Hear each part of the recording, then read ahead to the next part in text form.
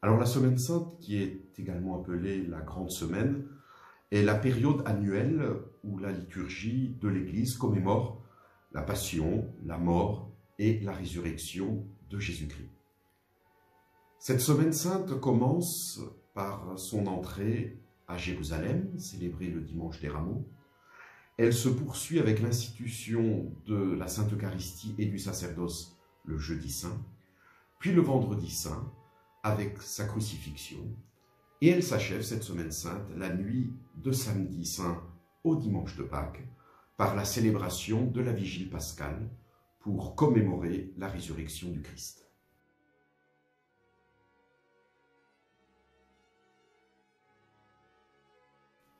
Il y a 4 cérémonies importantes durant la Semaine Sainte.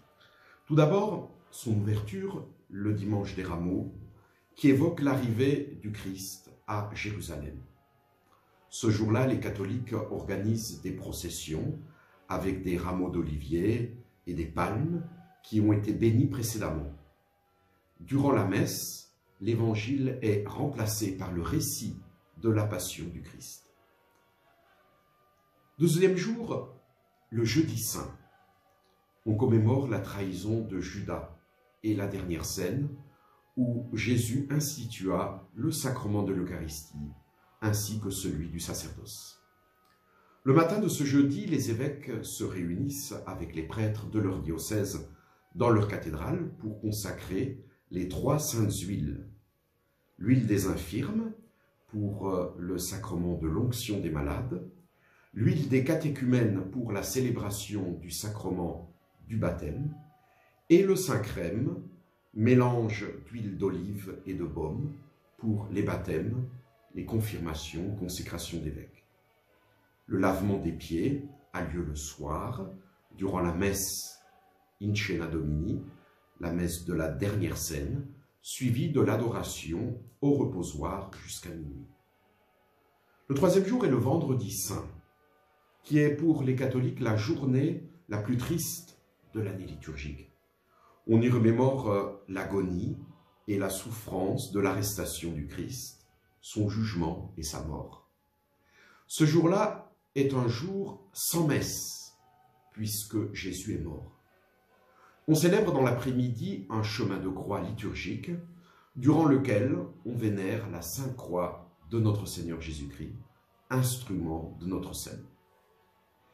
Et la conclusion de cette Semaine Sainte a lieu à la tombée de la nuit du samedi saint. La principale célébration liturgique de l'année a lieu à ce moment-là avec la veillée pascale, ou vigile pascale également, où l'on commémore la résurrection de Jésus. Durant cette cérémonie nocturne, on bénit le feu nouveau, le cierge pascal qui symbolise le Christ, l'eau pascale, souvenir du passage de la mer Rouge par les Hébreux, ainsi que l'eau baptismale qui servira pour les baptêmes tout au long de l'année. On y renouvelle aussi les promesses du baptême par une profession publique de foi.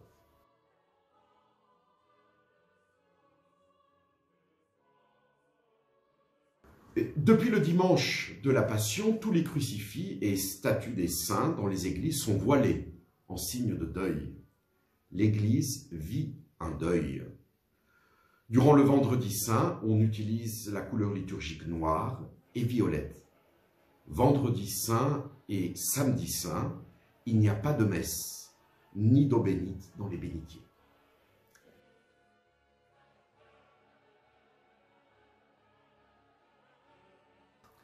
La Semaine Sainte commence le dimanche des Rameaux et s'achève avec la veillée pascale durant la nuit du samedi saint au dimanche de la résurrection, dimanche de Pâques. La date de Pâques, qui change tous les ans, est fixée au dimanche après la première pleine lune du printemps.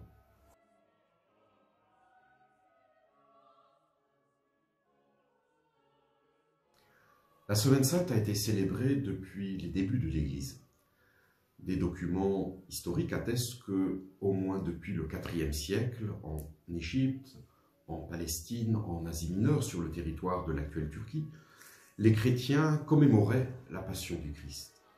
Ces célébrations existaient certainement bien auparavant, Et l'Occident, l'Europe, adopta cette coutume dès le 5e siècle. Pour bien vivre, bien suivre et bien comprendre les cérémonies liturgiques de la Semaine Sainte, nous vous y aiderons par nos prochains entretiens qui présenteront chacune des grandes cérémonies de cette semaine. Nous nous retrouvons donc dimanche pour la bénédiction des rameaux.